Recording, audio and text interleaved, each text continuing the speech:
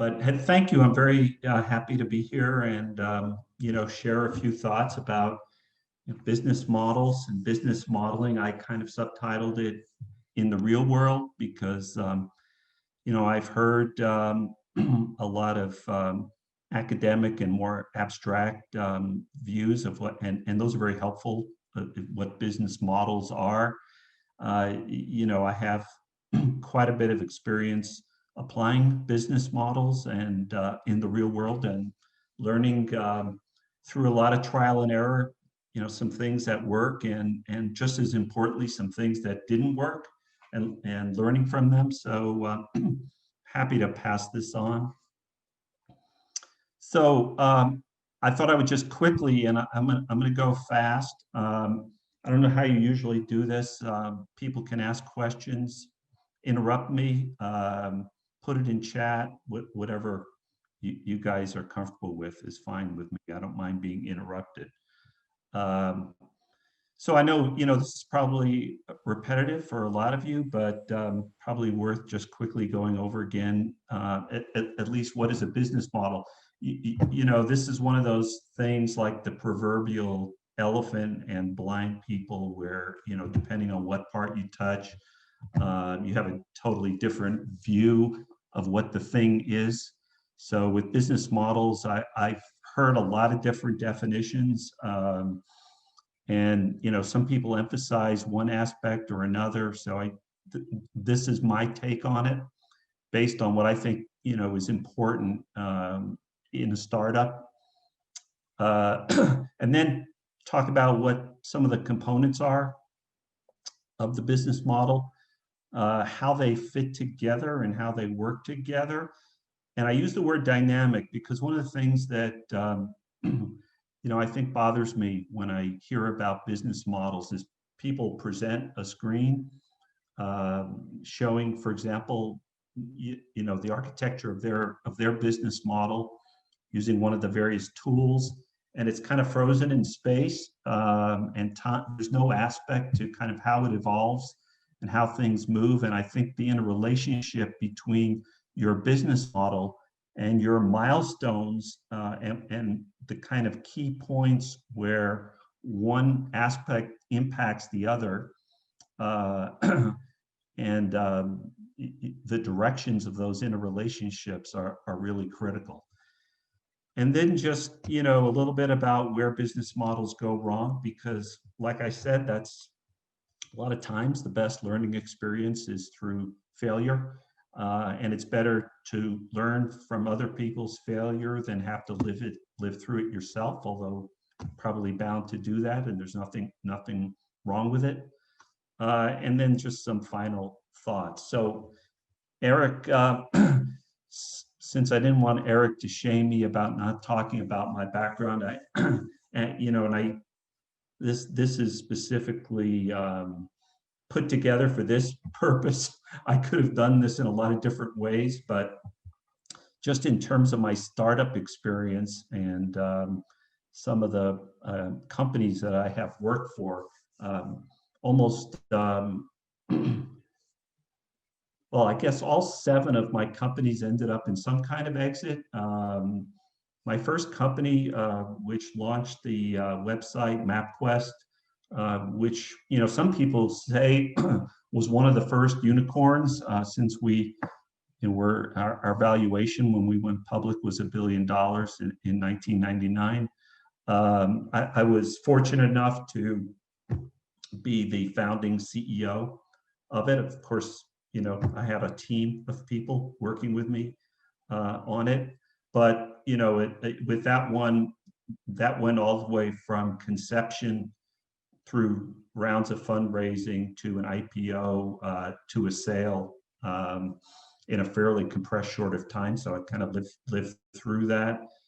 And there were things that happened prior to MapQuest that led up to it. There were things that happened kind of after MapQuest that were a result of it. But and I'm happy to answer any questions that or curiosities that you guys might have about that. And I guess I'll just say one thing, because people tell me, people sometimes will say things, and depending on how bold they are, they may say something like, gee, the software you did in MapQuest to create MapQuest, that's not such a big deal. I could have done it, or my team could have done it, or we were thinking of something like that ourselves. Um, I think all those may be very, very true statements, and this doesn't just apply to MapQuest, but to lots of other successful startups. It really was the business model that gave us the advantage. Basically put us in a position to be the first mover, and be the first company on the web to offer this kind of service, with the revenue model and the business model that we had. That part of it, combined with the technology, is what made it a success. It's certainly not the technology by itself. So, it's a good example of the pieces have to fit together, and a lot of times it's the business architecture, the creativity of it, that makes, gives you the advantage in the market. And that applies obviously to things like Uber and many, many other startups.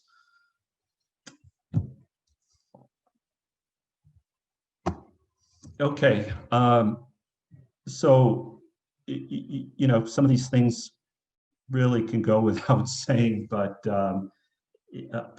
your product and how innovative it is a huge advantage in the market, but obviously there's a lot of other things that have to come together to make it into a commercial success. I think everybody here understands that.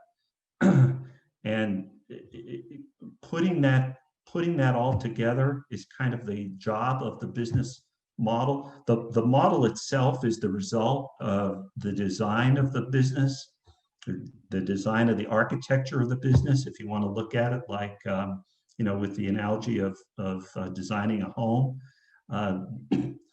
The model captures or summarizes or visualizes the result of the design and the architecture, but it's the design process and the building of that architecture that really is the business planning process.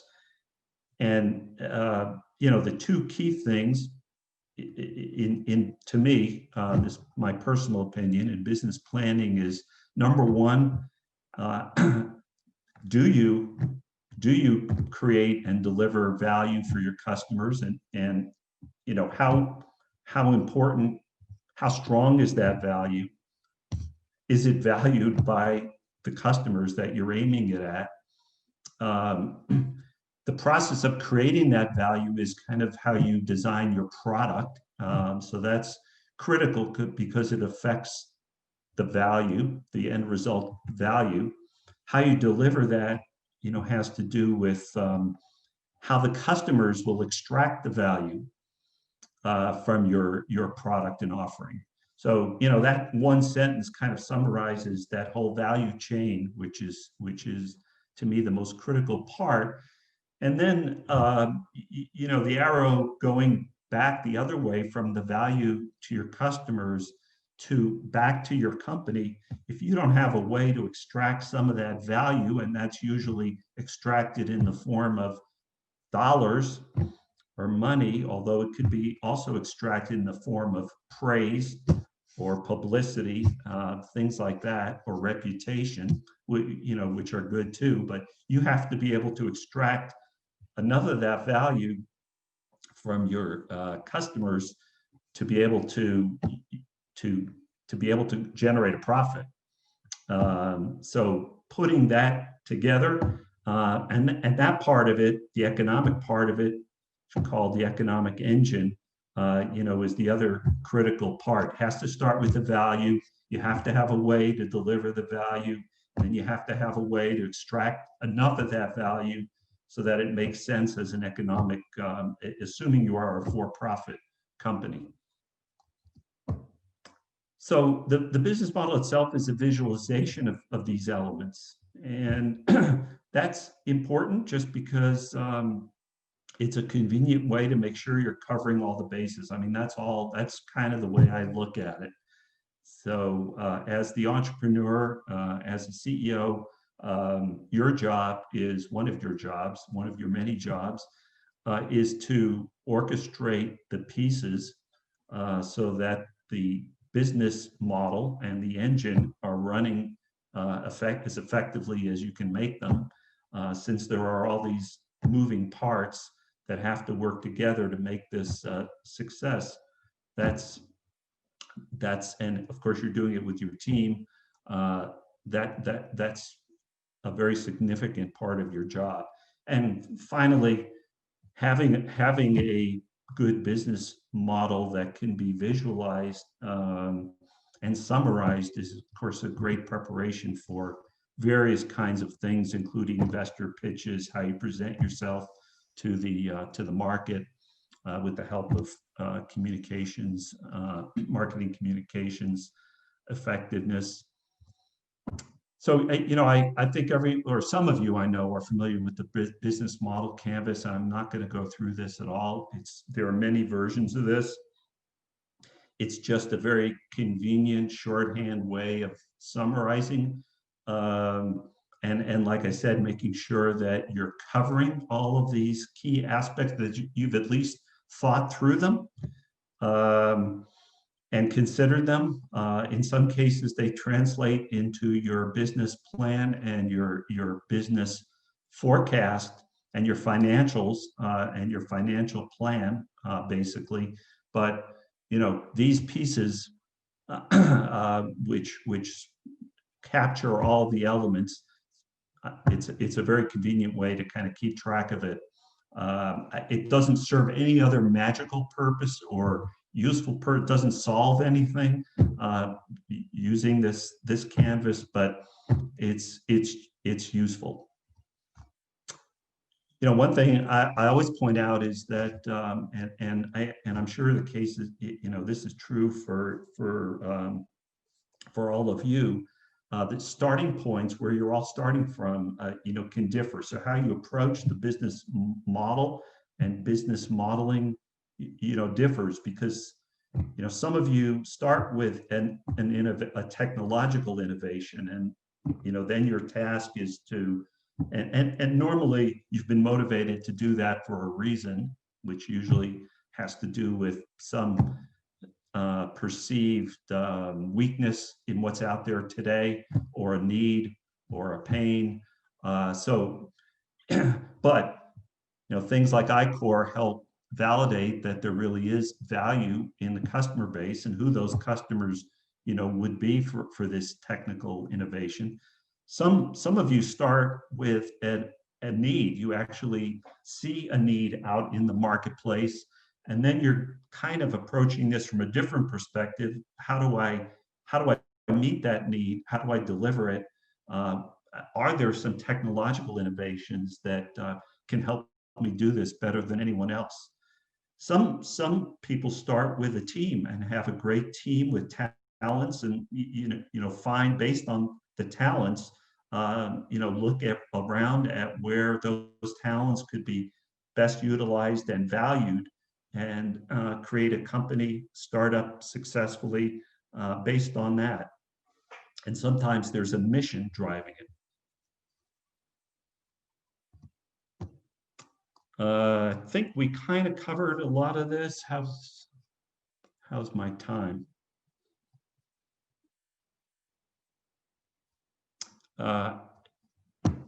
Just going to very, very quickly go through through these things, just to point out some of the things that I have found useful asking questions. I'm involved with advising and serving on the board of a bunch of companies. And, some of these same questions come up, over and over again. And I'm sure a lot of them you ask yourselves. But, I've already mentioned this, are you delivering real value to the audience, to your customers? Why is it better than alternatives? And I know here, It's hard to be objective. You're an advocate and an evangelist for your product or for your company, and you have to be that. On the other hand, it is good to take a real hard look at the competitors and alternatives, not just direct competitors, but how people satisfy that same need with some totally different approach than the approach that you're taking. And I mentioned inertia and status quo because it's always so hard, and it's so hard to get people to change what they're doing. It's harder, even if it makes total economic sense, there's no reason why someone wouldn't change. Getting people to change is not that easy. And so that push and the pull, the value that you can deliver and the pain they're feeling based on what they're currently doing have to be strong enough to overcome that inertia. And we have to be realistic about how much time it takes and what you need to do to get people to make that change.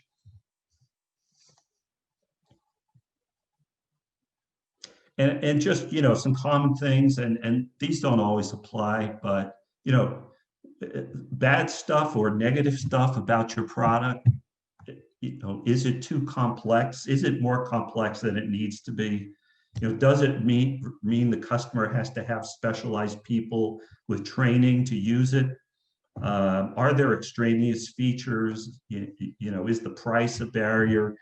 Does a lot of education have to happen? Those things are all, they may be necessary, which is fine, but it's going to take more money, more time to get there. So you have to build that into your thinking and your plan.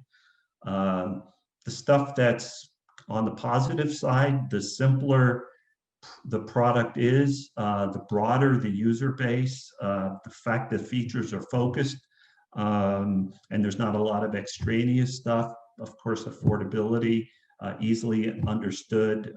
Those are all good things.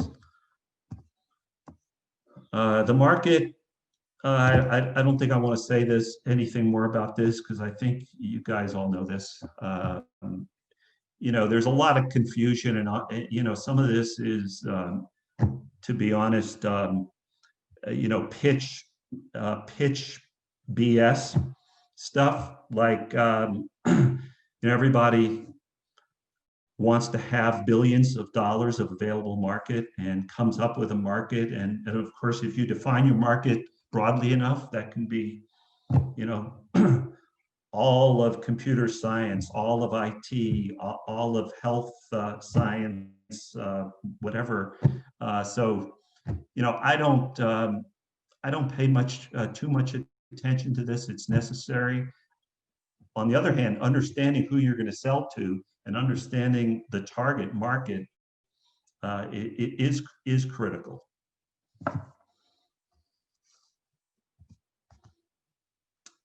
Or organization considerations. Obviously, the team is going to be very important in how you execute. Even if you have a great business model, it's the team your team that's going to deliver the results and execute. So just some considerations, what are the unique strengths of the founding team? What makes you the right people that can make this succeed? Do you have the right people? Are you missing some people or some skills? How can you get them? You want to be able to deliver full value to the market, and you need to kind of be realistic about that. And there are today, I think, many alternative ways to provide missing skills, and lots of ways you can fill those gaps. But it's important to be realistic about it. The value proposition we talked about is the centerpiece. And you all know that it's not the features or capabilities of your product. That's not the value proposition. It's always the benefits in the view or the perception of the customer, not the benefits in your perception. You have to put yourself in their choose. And the kind of benefits can vary. And you know, I've had direct experience with this, where some of the, you know, obviously the tangible ones, saving money and or helping customers generate more money or more revenue. You know, those are normally the solid foundation benefits that you need to be able to deliver. But a lot of the intangible benefits are extremely important. And you know, people will buy a product if it can reduce stress. People will buy or use a product if it will give them prestige. So you know, it's not just the financial aspect. Go to market. How will you get your product? You know, again, there are lots of different ways to get your product. That, you know, the question is how can you've defined something that can deliver value. You've defined who it can deliver value to. You need to effectively get those people to know about your product, be able to reach it or acquire it, and get and you know, that can be done through the electromagnetic spectrum. It could be done through a device. It could be done in many different ways. But you've got to think of all the steps that go from you know, inside your offices there on Rita Road, all the way to, you know, where the value will get delivered. Awareness of your product, that's, you know, a part that a lot of times is given a little bit of short shrift. So it's important to not forget that. How do you go from awareness to purchase? How about partners, using channels? Are there some ways to do that creatively? And what are the barriers? Because there are going to be barriers, and how do you overcome them? The economic model, who pays? Who's going to pay? How are they going to pay? On what basis? How are you going to measure? How are you going to price? What's your pricing strategy? You know, a lot of it has to be based on what it actually will cost you to deliver your product. And again, don't forget, it's easy to remember the direct costs that are included, but you know, it's important to make sure that all of the costs of your organization have to be covered in your sales and your revenue, so in your value capture. So things like R&D to reinvest in new versions, because you can't stand still in the market. Sales and marketing costs, your admin, et cetera, all have to be considered. And then the other side of it, of course, is to price things based on value. I mean, you don't want to leave money on the table. You want to make sure you're capturing as much of the value as you can when you price. So it's a little bit of a back and forth dance to come up with the right balance when you're pricing. So important takeaways, and I think Eric mentioned this. You know, these things are not static things. We know things will change. And learning happens, and you need to be able to adjust. And I would also argue that it's not just adjusting your business model. Your business, and I know some of the people on this call, advisors and so on, have I'm sure lived through this. You know, the business model that you start the business with to get started, get off the ground in launch phase, you know, may be very different than where you end up the business or where you want to go. There's nothing wrong with that. In fact, I think in some ways it can be very beneficial. You know, the classic one, of course, are companies that do some custom work in some way to build, to get revenue in the door to help support themselves. And then they, through that custom work, they see some common product functionalities or features that the market wants. And so they create a product. And then they move from slow growth in the custom world to very fast growth in the product world. That evolution of the business model, to me, is just as important as having a great business model to start with. So and timing is critical, and that's maybe the last thing I should mention. This analogy of a runway and an airplane taking off, the fuel is the resources you have, the money, and how long of a runway do you need to actually get to takeoff? And of course, takeoff is reaching break even. That depends on what your company is, what kind of product you have, what your market is.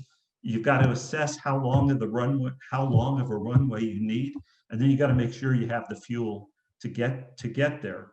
So that time element and creating milestones of what are the important points when you get to market, when you start getting revenue in, how does that relate to your costs and your product development? I mean, that's the most important task, I think, for startup business planning and business modeling.